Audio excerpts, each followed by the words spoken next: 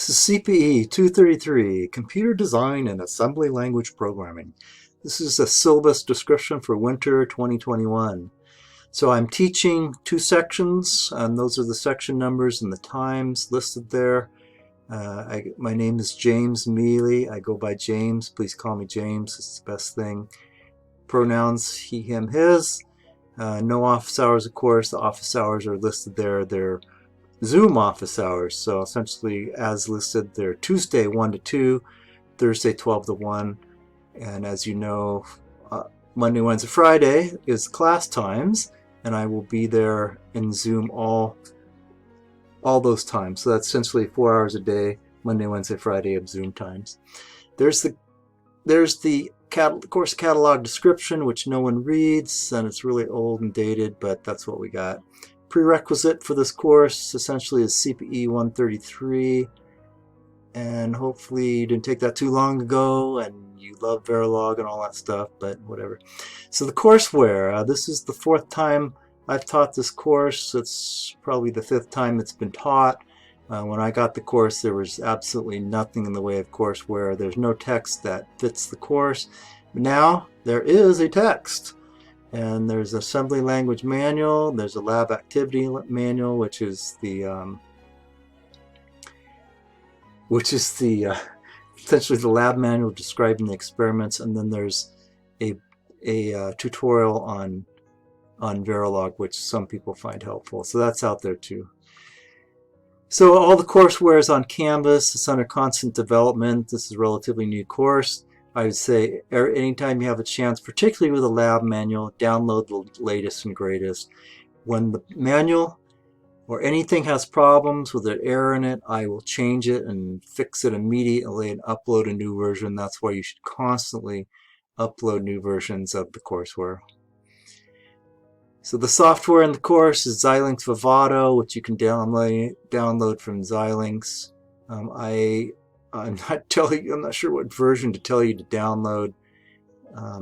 I always tell people to download the version on the current lab computers, but essentially there isn't one.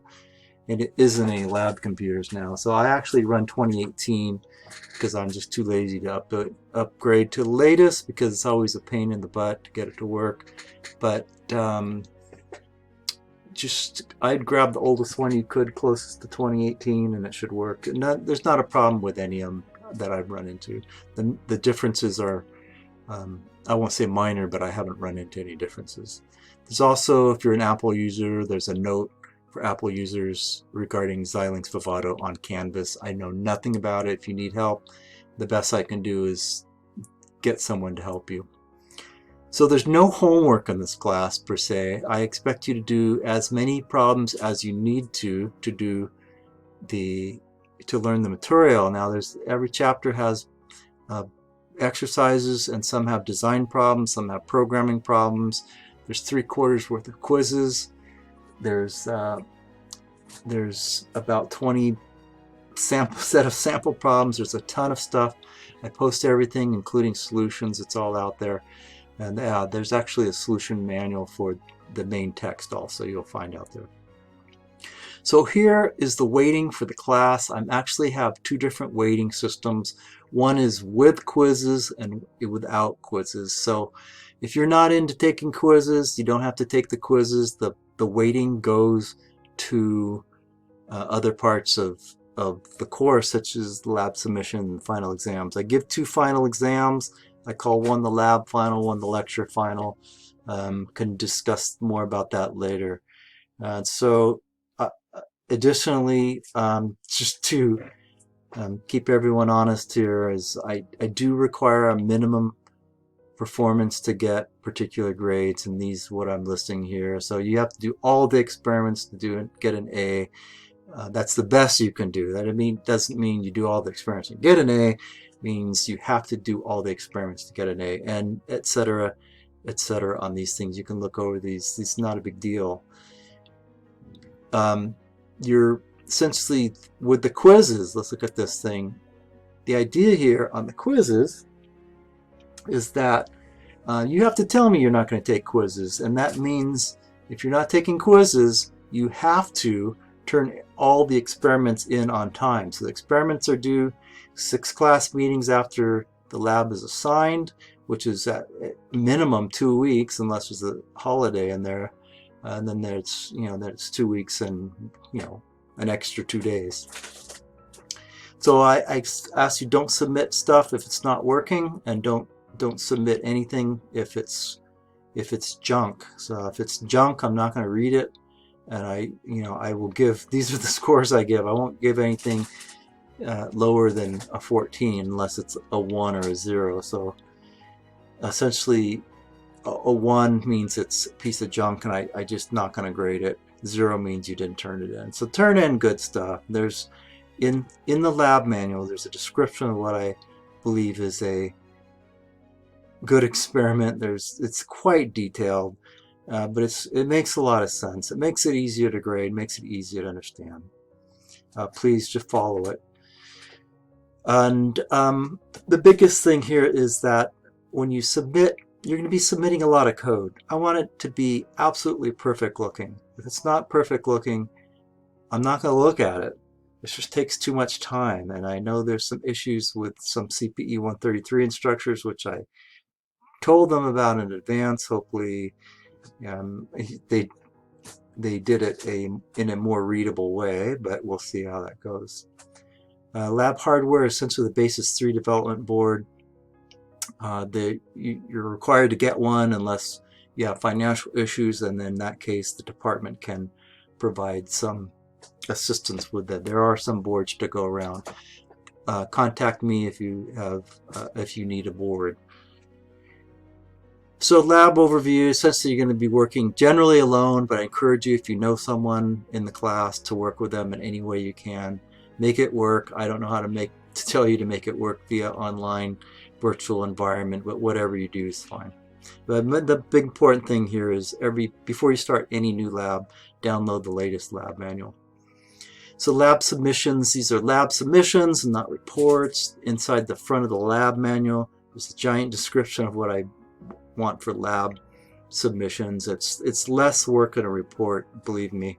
And like I said, it needs to be real high quality for me to grade it. I do my own grading on these. I want it looking good. Please make it good. So there's a lab final exam and there's a lecture final exam. The idea here is if you're just doing the labs, it's not enough. You got to be learning something. A lab final is essentially short answer questions. The lecture final is going to be solved problems, generally speaking. We can talk more about that later. So the course is officially flipped. It's not synchronous or asynchronous based on what I know about those definitions.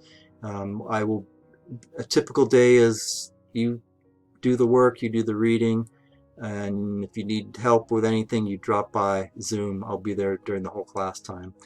So once again, EE department knowingly breaks scheduling rules by scheduling too many people in the lab portion of this course, which means sometimes help is hard to get. And so I do have 2 TAs to support you also. They're really good, it's really smart. They're really helpful. The idea here is I'm hoping to get you self-sustaining so you can work on your own and solve your own problems, but certainly I'm hoping you get help when you need it. Certainly don't, the best way to get help is get started early, as in typically speaking, when the due dates get close, help gets harder to get. So once again, your needs aren't being met, you can't find something, talk to me. Maybe I'll do my best to fix it. So I have miscellaneous stuff here. If syllabus needs to change, I typically change it once or twice during the quarter. So be ready for that. And if something's not right, something I posted wrong, let me know immediately, because it's wrong for everyone. And if it's posted, that means I don't know it's wrong. This is my diversity and inclusion statement, and this is, like I said, as roughly speaking, as an old white male, look, I think the notion here is I believe everyone should have the ability to get a seat at the table. My job as an instructor is to make sure that everyone has a chance and everyone's needs are met. Now, everyone's different. I don't think a one-size-fits-all as a teacher ever worked, never worked for me. So I'm more than willing to adjust to whatever your learning styles are, and we'll see how that goes. I know you have a large, diverse set of learning styles. I will do my best to adjust them. So there are 2 lab finals. There's the lab final schedule at the bottom. I may give the lab final on the last day of class, and the lecture final will be then both on the Wednesdays of final week for both sections. So other than that, the final times are listed there. We will talk more about that when it gets closer. So any questions, you talk to me about this and we can get everything cleared up.